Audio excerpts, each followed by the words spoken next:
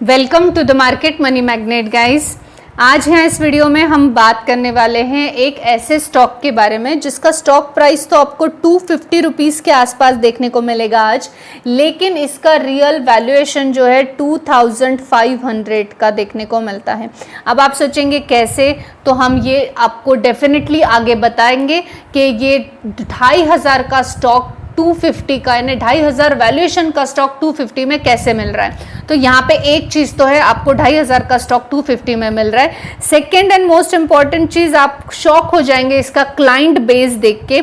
आप इसका client base में जो है MRF देखने को मिलता है, C80 देखने को मिलता है, अपोलो टायर्स, टोयो, उसके अलावा JK टायर्स आपको देखने को मिलता है, TVS ग्रुप देखने को मिलता है, नेक्सन देखने को मिलता है, कॉस्मोस देखने को मिलता है। ऐसे बहुत सारे बड़ी कंपनियां जो है ये सिर्फ 250 रुपीज़ के स्टॉक के क्लाइंट बेस हैं।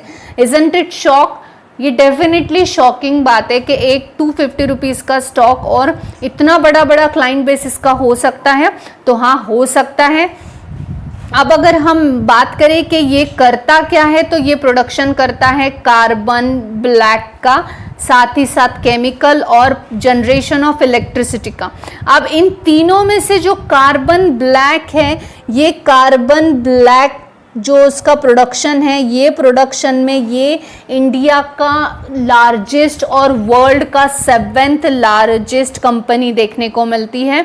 अब ये कंपनी किस ग्रुप से बिलोंग करती है, तो ये company RP Sanjeev Goenka group से बिलोंग करती है। और आपको पता ही होगा RP संजीव गोयनका ग्रुप की बहुत सारी कंपनीज है, कुछ हमें लिस्टेड देखने को मिल रही है, कुछ हमें लिस्टेड देखने को नहीं मिलती है, लेकिन ये ग्रुप बहुत अच्छा और बहुत स्ट्रॉन्ग फाइनेंशियली स्टैंड अप करता है, ये भी हमें अच्छे से पता है। अब आज जिस कंपनी की हम बात कर रहे हैं, ये कंपनी कौन सी है, तो ये कंपनी है फिलिप्स कार्बन ब्लैक लिमिटेड, जो कि पहले बोला जाता था और करंटली इसको PCBL बोला जाता है। अब PCBL कंपनी का जो मेन प्रोडक्शन है वो है कार्बन ब्लैक में, और कार्बन ब्लैक में ये इंडिया की लार्जेस्ट और वर्ल्ड की 7th लार्जेस्ट कंपनी है।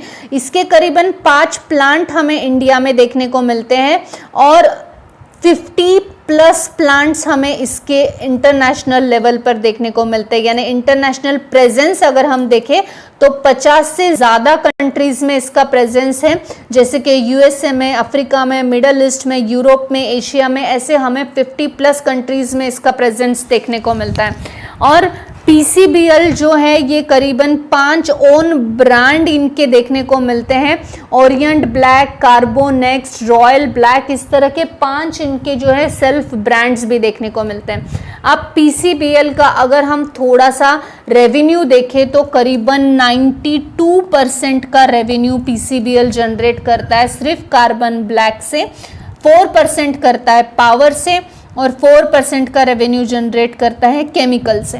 अब इससे इम्पॉर्टेंट चीज़ ये है कि PCBL basically carbon black manufacture करता है, ये हमको तो पता ही है, कार्बन ब्लैक में काम करता है।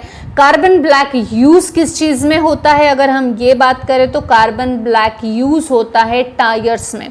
अगर हम थोड़ा सा इसके प्रोडक्ट देखें तो आप देख सकते हैं टायर्स एंड परफॉर्मेंस केमिकल्स में कार्बन ब्लैक का यूज़ है, यानी कार्बन जो है टायर्स में हमें देखने को मिलता है। और EV का जो फ्यूचर है इलेक्ट्रिक व्हीकल्स का, उस हिसाब से अगर हम बात करें तो डेफिनेटली ये कंपनी अच्छा करेगी, क्योंकि कार चाहे जो इलेक्ट्रिक व्हीकल्स हो, नॉन इलेक्ट्रिक व्हीकल हो, टायर्स तो लगेंगे। और टायर्स का जो मेन इंग्रेडिएंट होता है कार्बन ब्लैक, ये कार्बन ब्लैक जो है ये टायर्स का हीट जनरेशन करने में, या टायर में ज़्यादा हीट ना हो इसका प्रिवेंशन के लिए ये एक कोटिंग कलर के हिसाब से यूज होता है। मोस्ट इंपॉर्टेंट इंग्रेडिएंट है टू मैन्युफैक्चरिंग द टायर्स। और इसी वजह से हमें MRF, cart, JK tyres, Apollo tyres, ऐसे बड़े टायर्स कंपनियां जो हैं, GT टायर्स, ये सारी हमें TVS ग्रुप, टोयोटो, नेक्सास, ये सब हमें जो है इनके क्लाइंट बेस में देखने को मिल रहा है,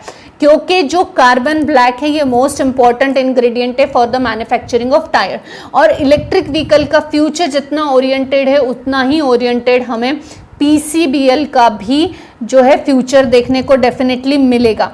अब यहाँ पे सिर्फ ये जो है टायर्स ही नहीं बल्कि कार्बन ब्लैक यूज होता है नॉन रबर एप्लीकेशंस में, come under speciality black segments में, जो कि हमें जनरली कैमरेज में देखने को मिल जाती हैं। अब ये जो वाइल्ड रेज एप्लीकेशन है वो केमिकल्स के प्राइमरी यूज में होते हैं, पिगमेंट के लिए, प्लास्टिक्स में, इंक में, कोटिंग में या और अदर एप्लीकेशंस में भी ये चीज़ें यूज होती है। अब ये जो तीनों भी चीज़ें हैं टायर मैन्युफैक्चरिंग का, ये फ्यूचर ओरिएंटेड बिजनेस में आ रही है। डेफिनेटली पीसीबीएल का जो क्लाइंट बेस है और इसका जो काम है ये फ्यूचर में बहुत अच्छा देखने को मिलेगा। अब अगर हम देखें कि एक्सपोर्ट कितना करती है पीसीबीएल, तो पीसीबीएल 38% का एक्सपोर्ट करती है। जैसे कि हमने देखा 50+ कंट्रीज में इसका प्रेजेंस है, जिसमें USA, Africa, middle east, Europe, Asia सभी इन्वॉल्व है। और करीबन 62% का इनका जो रेवेन्यू जनरेट होता है वो डोमेस्टिक होता है, डोमेस्टिक सेल से होता है। सेल्स इनका 18 से 20% पर ईयर हमें ग्रोइंग मैनर में देखने को मिलता है। अब जो यहाँ तक हमने बात की, ये हमने सिर्फ इसके फ्यूचर में कितने अच्छे चांसेस है ग्रो करने के, इस पे बात की है और इसके कुछ बेसिक फैक्टर्स देखे हैं। लेकिन मोस्ट इंपॉर्टेंट चीज़ अभी देखना बाकी है, वो है फंडामेंटल्स, क्योंकि बिना फंडामेंटल देखे अगर किसी भी कंपनी में आप इन्वेस्ट करते हो तो वो नुकसानदायी हो सकती है, चाहे कितना ही फ्यूचर ओरिएंटेड स्टॉक हो या ना हो। तो चलिए हम देखते हैं इसके फंडामेंटल्स कैसे हैं, क्योंकि आपको मोस्ट इंपॉर्टेंट चीज़ सीखने को मिलने वाली है इसमें। अब आप यहाँ पे देख सकते हैं करीबन 9,697 करोड़ का मार्केट कैप है। और दूसरी बात यहाँ पे मोस्ट इम्पॉर्टेंट ये है कि स्टॉक हमें अंडर वैल्यूड मिल रहा है। अब अंडर वैल्यूड कैसे, तो स्टॉक पी आप देख सकते हैं और पीईजी रेशो, इन दोनों के हिसाब से स्टॉक अंडर वैल्यूड देखने को मिलता है। यानी आज जो स्टॉक प्राइस है 257 रुपीज़, ये हमें अंडर वैल्यूड देखने को मिल रहा है। अभी आपका एक सवाल अभी भी यहाँ पे कॉन्स्टेंटली है कि मैंने कहा था 2500 का स्टॉक का वैल्यूएशन बनता है, जो कि हमें 250 के आसपास देखने को मिल रहा है। तो ये कैसे, तो गाइज यहाँ पे आप देख सकते हैं फेस वैल्यू 1 का है, यानी जब अगर स्टॉक का फेस वैल्यू 10 का होता यहाँ पे 1 की जगह, तो 250 के आसपास का स्टॉक 2500 का होता।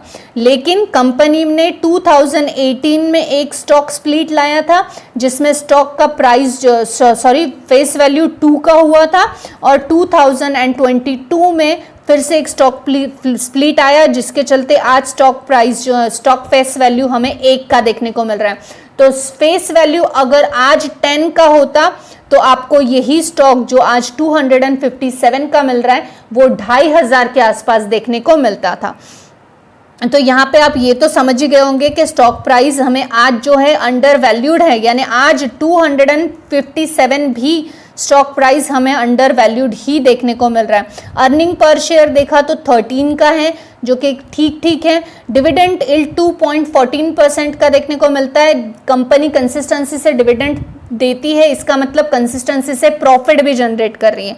पेट्रोस्की स्कोर के हिसाब से लॉन्ग टर्म के लिए फिट बैठता है। डेप्ट यहाँ पे 4,983 करोड़ का है, 1.53 का डेप्ट है, जो कि कहीं हम जानते हैं कि एक या एक से कम डेप्ट होना हम ज़्यादा सिक्योर मानते हैं, बट एक से ज़्यादा यानी बहुत ज़्यादा रिस्क है ऐसा नहीं है। लेकिन हाँ, वॉच रखना ज़रूरी है ऐसे पे कि डेप्ट बढ़ता ना जाए, डेप्ट टू इक्विटी रेशो हमें बढ़ता हुआ और देखने को ना मिले। करंट असेट के कंपैरिजन में डेफिनेटली स्लाइटली डेप्ट ज़्यादा ही देखने को हमें मिल रहा है। और अगर यहाँ पे आरओई देखें तो आरओई हमें ठीक ही देखने को मिलता है। अब मोस्ट इंपॉर्टेंट प्रमोटर का होल्डिंग्स चलते हैं शेयर होल्डिंग पैटर्न पे। शेयर होल्डिंग पैटर्न की अगर हम यहाँ बात करें तो आप देख सकते हैं प्रमोटर का होल्डिंग 51.41% का देखने को मिलता है, एफआईएस 6.68% है, डीआईएस 5.61 है, गवर्नमेंट 1.24 है और 35% के आसपास जो है पब्लिक देखने को मिलती है। लेकिन कंसर्निंग फैक्टर यहाँ पर ये है कि डीआईएस ने अपना होल्डिंग कम किया है और एफआईएस ने भी अपना होल्डिंग कम किया है। जब हम डीआईएस और एफआईएस 40% के आसपास स्टॉक में हो तो हम ब्लाइंडली उसको बाय करने के लिए जाते हैं, क्योंकि ये एक फैक्टर डेफिनेटली है, ये एक ओवरऑल थ्योरी नहीं है कि डीआईएस एफआईएस इंस्टीट्यूशनल इन्वेस्टर्स अच्छे हैं यानी स्टॉक को ब्लाइंडली बाय किया जाए। लेकिन हम ये एक फैक्टर डेफिनेटली कंसिडर करते हैं बाइंग के लिए कि डीआईएस एफआईएस है यानी यहाँ पे बाइंग की जा सकती है। अब क्यों की जा सकती है? क्योंकि इनको वो नॉलेज होता है डीप फाइनेंशियल्स का या कंपनी का, जो शायद हमारे पास रिटेल इन्वेस्टर तक नहीं पहुंचता। पर जब FIS अपना जो स्टेक है वो कम कर रही है, यानी डेफिनेटली कुछ ऐसे फैक्टर्स हमें नहीं पता जो कि इनके कंसिडरेशन में हो सकते हैं। अब यहाँ पे इसका मतलब स्टॉक अच्छा नहीं है, ऐसा है क्या? तो ऐसा नहीं है, लेकिन ये स्टॉक वॉच लिस्ट में हमारे होना चाहिए रेगुलरली कि कितना होल्डिंग FIS और डिक्रीज करते हैं। अगर नहीं किया तो डेफिनेटली कांस्टेंट रह सकता है, कर रहे हैं तो डेफिनेटली एक कंसर्निंग फैक्टर हमारे लिए है कि हमको इस स्टॉक में अभी और वॉच रखने की जरूरत है, या हमें एग्जिट पोजीशन बनाने की जल्द ही जरूरत पड़ सकती है।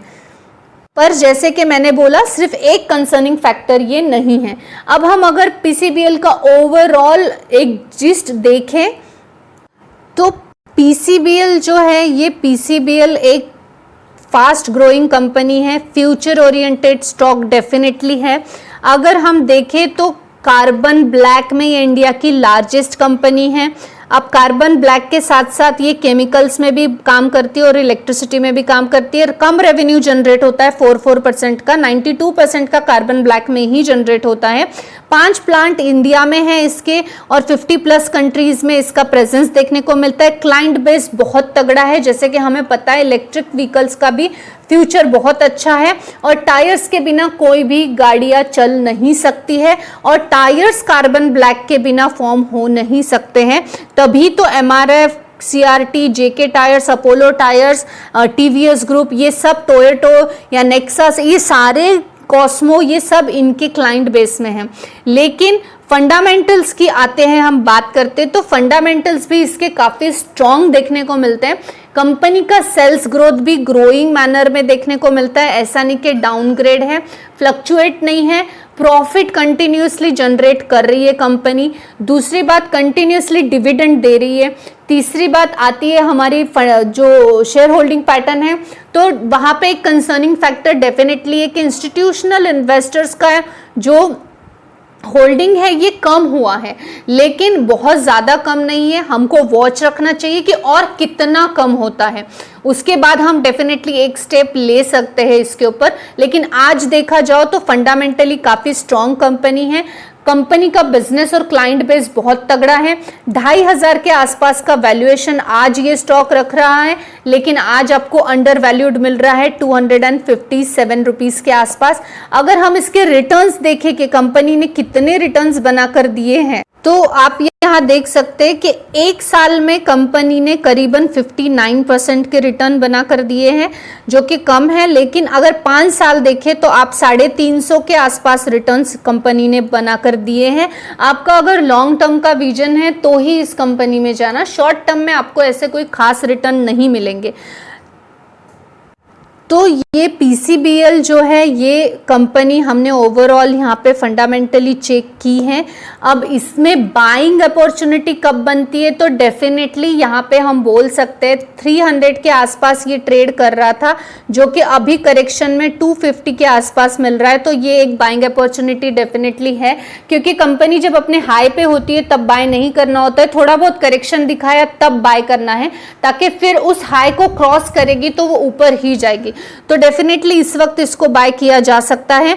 अब PCBL जो है फंडामेंटली अच्छी है, बिजनेस ओरिएंटेड है, फ्यूचर इसका अच्छा है, लेकिन ये सिर्फ लॉन्ग टर्म के वालों के लिए है। शॉर्ट टर्म में इसमें आपको इतने अच्छे रिटर्न्स बन के डेफिनेटली नहीं मिलने वाले हैं। और एक बात और कि ये स्टॉक हमने कवर किया था विद द रिकमेंडेशन कि मुझे स्टॉक कमेंट सेक्शन में पूछा गया था कि PCBL का आप इसमें फंडामेंटल एनालिसिस करो। अगर आप भी किसी स्टॉक का फंडामेंटल एनालिसिस चाहते हो तो आप मुझे कमेंट कर सकते हैं। बाकी आपको वीडियो कैसी लगी आप डेफिनेटली बताना। आई होप कि आप इसको लाइक भी करेंगे और इन्फॉर्मेशन आपको इन्फॉर्मेटिव भी लगी होगी। Thanks for watching.